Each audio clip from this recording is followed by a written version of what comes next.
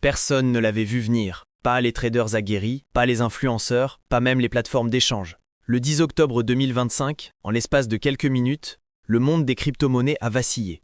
Des milliards se sont envolés, des positions ont été liquidées et des millions d'investisseurs ont découvert à quel point le marché peut être impitoyable quand la confiance s'effondre. Mais ce krach n'était pas qu'une simple chute, c'était un avertissement, un rappel brutal que la liberté financière sans stratégie n'est qu'une illusion fragile. Ce soir-là, pendant que la majorité paniquait, quelques-uns restaient calmes. Ils observaient, patientaient, et voyaient dans cette panique l'opportunité de toute une vie. Ce sont eux, les investisseurs lucides, qui ont compris que la peur est le carburant des grandes fortunes. Et si, au lieu de subir le chaos, vous appreniez à le transformer en avantage? Parce que ce krach, loin d'être la fin d'un cycle, pourrait bien marquer le début d'une nouvelle ère pour ceux qui sauront en tirer les leçons. Le contexte et l'étincelle. C'était un vendredi soir ordinaire, du moins jusqu'à 23h30. En quelques minutes à peine, le marché des crypto-monnaies s'est transformé en véritable champ de bataille. Une simple déclaration de Donald Trump, une hausse potentielle de 100% des tarifs douaniers sur la technologie chinoise, a suffi pour déclencher un vent de panique planétaire. Et pourtant, les marchés traditionnels, eux, restaient presque calmes. Pourquoi? Parce qu'ils fermaient leurs portes, laissant le monde crypto absorber tout le choc émotionnel. Résultat, en moins d'une heure, près de 19 milliards de dollars de liquidation ont balayé les portefeuilles. Ceux qui pensaient avoir trouvé la clé de la liberté financière se sont soudain retrouvés face à la brutalité du marché. La scène ressemblait à un film catastrophe. Bitcoin chutait de 120 000 dollars à 104 000 dollars, Ethereum perdait 20% et les petits tokens s'effondraient les uns après les autres. On aurait dit qu'une course à la survie. Les investisseurs français habitués à la sécurité de leur livret A ou de leurs actions BNP Paribas regardaient avec stupeur cette tempête numérique où la valeur d'un actif pouvait fondre comme neige au soleil. Les plus optimistes parlaient d'une opportunité d'achat, les autres d'un cauchemar collectif. Mais ce qui s'est joué cette nuit-là va bien au-delà des chiffres. C'est la preuve que la peur est la plus puissante des forces économiques. Pourtant, ce krach n'est pas né d'un hasard. Il est le résultat d'un enchaînement de comportements humains.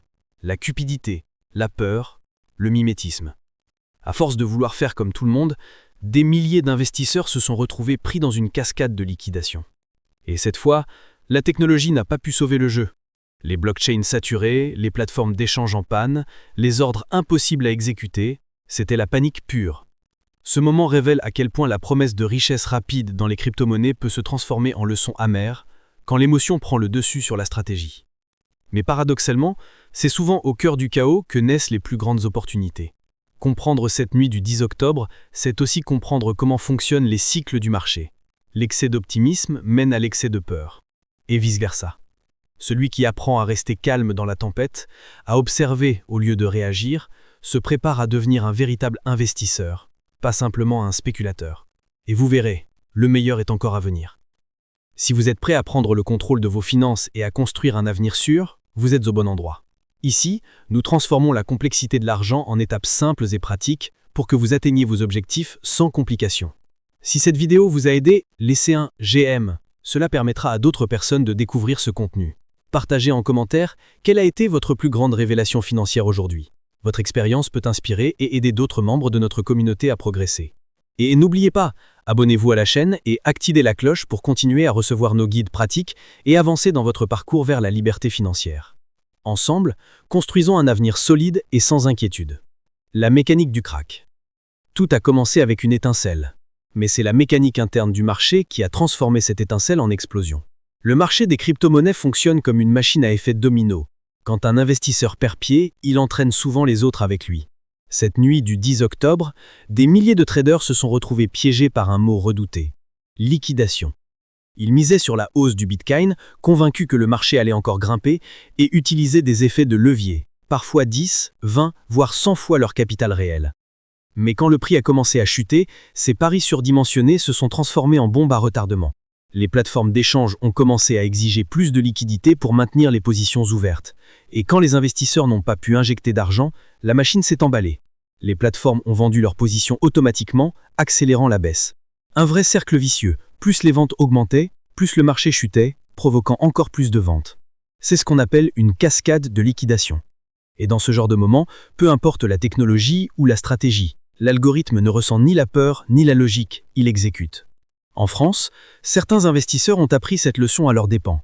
Des plateformes comme Binance France, Bitpanda ou Swissborg ont vu des milliers d'utilisateurs paniquer tenter de rattraper leurs pertes, vendant dans la panique au pire moment. Les plus expérimentés savent que rattraper un couteau qui tombe est l'une des erreurs les plus coûteuses en finance. Pendant que les uns perdaient tout, d'autres, plus calmes, plus patients, observaient la scène, prêts à acheter quand tout le monde fuyait. Ce contraste entre panique et discipline révèle la frontière entre le joueur et l'investisseur. Mais derrière la volatilité, il y a une vérité que peu veulent entendre. Les crypto-monnaies ne sont pas en crise, ce sont les émotions humaines qui le sont. La technologie n'a pas changé, les projets solides n'ont pas disparu. Ce sont les comportements impulsifs qui détruisent les portefeuilles. Celui qui comprend la mécanique du marché comprend que chaque chute cache un enseignement et que chaque panique peut devenir un tremplin. Et croyez-moi, ce qui vient ensuite va surprendre même les plus sceptiques. Les répercussions sur le marché. Ce qui s'est passé ensuite ressemble à une réaction en chaîne à l'échelle mondiale. Les crypto-monnaies s'effondraient les unes après les autres, mais les dégâts ne s'arrêtaient pas là. C'est tout l'écosystème qui s'est mis à trembler. Les blockchains surchargées, les frais de transaction explosant à plusieurs centaines de dollars sur le réseau Ethereum, les plateformes d'échange comme Kraken, Coinbase ou Binance incapables d'exécuter les ordres. C'était un chaos total. Certains investisseurs tentaient désespérément de vendre, d'autres ne pouvaient même plus accéder à leurs comptes. Le marché avait devenu une salle de crise digitale où chaque minute comptait. Et quand la technique s'effondre, la panique s'installe. Des milliers d'utilisateurs ont vu leurs transactions bloquées, leurs ordres refusés ou exécutés à des prix dérisoires. Les carnets d'ordre étaient tellement vides que certains tokens se sont vendus pour quelques centimes, alors qu'ils valaient des dizaines de dollars quelques heures auparavant. Imaginez un actif comme Atom perdant 99% de sa valeur sur certaines plateformes. C'est comme si du jour au lendemain, votre compte épargne chez Société Générale affichait 0. Un scénario irréel mais vécu en direct par des milliers de personnes. Les stablecoins, censés être les refuges de stabilité, ont eux aussi vacillé. L'USDT a grimpé jusqu'à 1,07 $, pendant que d'autres, comme l'USDE ou l'USDC, tombaient à 0,94 $. Ces écarts, minimes en apparence, ont suffi à faire perdre ou gagner des fortunes à ceux qui savaient arbitrer rapidement. Mais derrière cette volatilité, un message s'impose. Même la stabilité peut être une illusion dans un monde où tout repose sur la confiance. En France, de nombreux investisseurs, séduits par la promesse de rendement rapide, ont découvert que la sécurité ne vient pas du produit, mais de la stratégie. Ce crack du 10 octobre a mis à nu une vérité simple. Dans la finance moderne, la peur circule plus vite que l'information. Les serveurs tombent, les applications plantent, mais la panique, elle, se propage instantanément. Et c'est justement dans ces moments-là que les vrais investisseurs se réveillent. Ceux qui savent attendre, observer et comprendre le marché voient au-delà du chaos. Car ce qui s'est produit cette nuit-là n'était pas seulement une chute, c'était une leçon magistrale sur la psychologie financière. Et si je vous disais que les plus grands gagnants n'étaient pas ceux qu'on imagine? Les enseignements. Chaque crise révèle la vraie nature des investisseurs. Ce crack du 10 octobre n'a pas seulement vidé des portefeuilles, il a mis à nu des comportements, des émotions et surtout des illusions. Beaucoup avaient cru que la liberté financière viendrait rapidement grâce aux crypto-monnaies, qu'il suffisait d'acheter un peu de Bitcoin ou d'Ethereum pour devenir riche. Mais la réalité est tout autre. Sans stratégie, même le meilleur actif du monde devient une bombe à retardement. Et dans ces moments-là, ce ne sont pas les graphiques qui décident, mais la psychologie.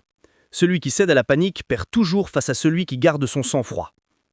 En France, certains petits investisseurs racontent avoir liquidé toutes leurs positions à 3 heures du matin, épuisés, persuadés que tout était fini. D'autres, plus expérimentés, ont au contraire profité de la situation pour renforcer leur position sur le marché, achetant à prix cassé pendant que tout le monde vendait. C'est là qu'on distingue les deux mentalités, le spéculateur et l'investisseur. Le premier réagit, le second anticipe. Et cette différence, à long terme, fait toute la différence entre une vie financière instable et une autonomie avec l'argent. Ce crack du 10 octobre a rappelé une leçon fondamentale. Ne jamais mettre tout son capital dans le même panier. Les crypto-monnaies offrent des opportunités incroyables, mais elles ne doivent représenter qu'une partie d'un portefeuille équilibré. Les investisseurs les plus prudents combinent leurs actifs, un peu crypto, un peu de ETF, un peu d'épargne sur des produits sûrs comme le livret A ou l'assurance vie. En diversifiant, ils réduisent les risques sans renoncer au potentiel de croissance. L'éducation financière, c'est précisément ça, apprendre à transformer la peur en stratégie. Mais la plus grande révélation de cette nuit-là, c'est peut-être la suivante. La richesse ne se construit pas dans l'excitation, mais dans la patience. Ceux qui ont su attendre ont vu le marché rebondir dès le lendemain, ceux qui ont paniqué ont figé leurs pertes. La morale? Le calme, la connaissance et la discipline valent plus qu'un effet de levier X100. Et si je vous disais que les plus grands gagnants n'étaient pas ceux qu'on imagine? Je vous explique tout ça dans la suite de la vidéo. Au lendemain du crack crypto, alors que la poussière retombait lentement, une vérité éclatait aux yeux de ceux qui savaient regarder plus loin que la panique. Derrière chaque effondrement se cache une renaissance. Les investisseurs les plus lucides, loin de céder à la peur, ont compris que c'était le moment de bâtir, pas de fuir. Le marché venait de purger les excès, les spéculateurs court-termistes avaient disparu, laissant place à ceux qui pensent en années, pas en minutes. C'est dans ces moments-là que se créent des fortunes silencieuses, celles qu'on découvre seulement bien plus tard quand tout le monde regrette de ne pas avoir agi. Prenez l'exemple du Bitcoin. Chaque grand crack de son histoire, 2013, 2018, 2021, a été suivi d'un rebond spectaculaire. Pourquoi? Parce que les fondamentaux n'ont jamais changé. La technologie continue d'évoluer, l'adoption s'élargit et les institutions financières, même prudentes, continuent d'y voir un potentiel énorme. En France, certains jeunes investisseurs profitent de ces creux pour constituer leur premier portefeuille crypto, via des plateformes comme Bitpanda ou Swissborg, en appliquant la méthode du DCA, Dollar Cost Averaging. Investir un peu chaque mois sans se préoccuper du prix. Une stratégie simple, mais terriblement efficace sur le long terme. Mais il n'y a pas que les crypto-monnaies. Les crises révèlent aussi les failles des systèmes et les opportunités d'innovation. Quand les blockchains saturent, de nouveaux projets naissent pour améliorer leur performance. Quand les marchés chutent, des entreprises solides se vendent à prix dérisoire. Un investisseur intelligent voit dans le chaos non pas une menace, mais une porte ouverte. Il lit, il apprend, il se prépare. Il sait que la liberté financière n'est pas une question de chance, mais de discipline et de vision. Et dans ce monde où tout change, cette vision vaut de l'or. Alors que faire après un tel choc? Respirer, analyser, se recentrer sur les fondamentaux. Éviter la course à la performance et privilégier la cohérence. Se former, comme vous le faites en regardant cette vidéo. Parce que l'éducation financière est l'arme la plus puissante pour transformer la peur en pouvoir. Et souvenez-vous, le marché récompense toujours ceux qui agissent avec calme quand les autres paniquent. La prochaine tempête arrivera, c'est sûr. Mais la différence, c'est que cette fois vous serez plus spectateur. Vous saurez comment réagir, quand investir, et surtout pourquoi ne jamais laisser la panique guider vos décisions. Parce qu'au fond, la véritable indépendance financière, c'est ça. Comprendre avant les autres, agir pendant que les autres doutent, et avancer sereinement quand tout semble s'effondrer. Alors êtes-vous prêt à faire partie de ceux qui transforment la peur en pouvoir? Ou laisserez-vous encore le marché décider pour vous?